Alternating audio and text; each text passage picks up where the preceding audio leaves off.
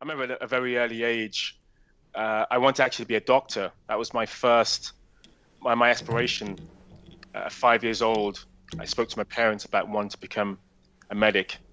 And I remember taking interest in reading about human biology and about, helping people in terms of their health. And I didn't become a medic, but I always had a passion and a drive for that until something that I became more passionate about was the advent of home computing. So in the late 70s, I was fortunate to have an Atari 400 computer, And you kind of which like get disheartened, and you're like, oh, what's going on here? It is, yeah, it is something that you definitely need to be disciplined on, and also like have your head in the right place to kind of deal with it. yeah, for sure, it's a very good point. The kind of mental health aspects. Um, when I first started in this business, one of the downsides, or what I perceive to be a downside, is, oh my goodness, I'm starting a new career. I don't have 5, 10, 20 years working within health and well-being. And that's who I'm comparing myself to. So what chance do I have carving a niche for myself, making a name for myself? And the only time that I felt at ease with myself was when I realized it's all about what I can do now. It's all about, ignoring what other people are doing to a degree. I've got to have an eye looking out at what people are doing, but that shouldn't be my primary focus. I need to focus on what I want to do. I need to focus on what I can achieve.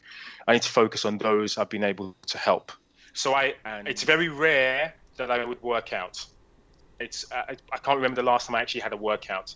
Now I kind of play out.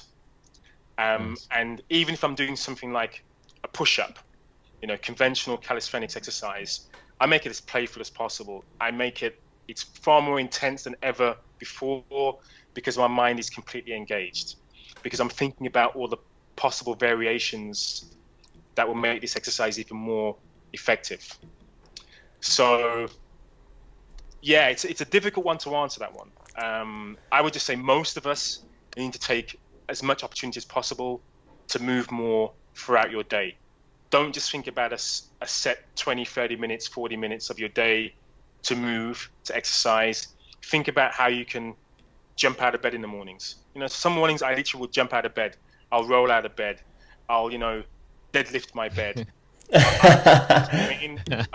I'll be watching TV. I'll make sure the remote is on the other side of the room. I'll bear crawl across. The majority of my health state and my well-being status is actually how I live my life, not based on how I was born. Totally. Yeah, yeah. And Darryl, how do you define health? Like, there's so many elements to it. What is your definition of it?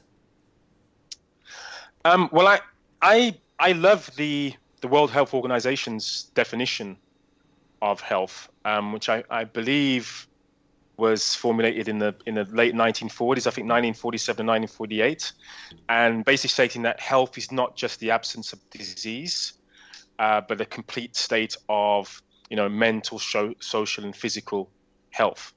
And it seems like one of your focuses now is also on actually teaching kids and sort of instilling this in them at obviously a young age. yeah, because unfortunately, Gareth, like kids they don't have any playtime anymore, as much as we used to as kids. Like, in the States, recess is becoming, as they call it in the States, recess. Recess is becoming optional. Like it rarely happens. Playtime here in the UK is being reduced at the expense of more academic time, and kids are paying the price. Back to So the late 70s, early 80s. You're sitting there, and you're sitting in your living room, and what's busy playing on the radio? What are your parents listening to? Because I know you're into your music, and I'd love to hear.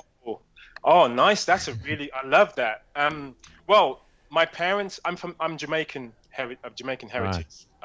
Although I was born here in the UK, of Jamaican parentage. And so pretty much, and my parents came over as teenagers. So pretty much it would be kind of 70s, late 60s reggae is what I was hearing in my childhood. So lots of Bob Marley, lots of Peter Tosh, lots of people that you probably know. But that was my childhood right there. When I went to primary school, I was introduced to classical music in a big way because that's what we would listen to in assembly. So those would probably be my two prime influences, kind of 4 or 5 years old onwards. In the late 70s, and this is quite embarrassing to mention, but in the late 70s, disco was really big. And I was more of a Michael Jackson fan than, say, a John Travolta fan.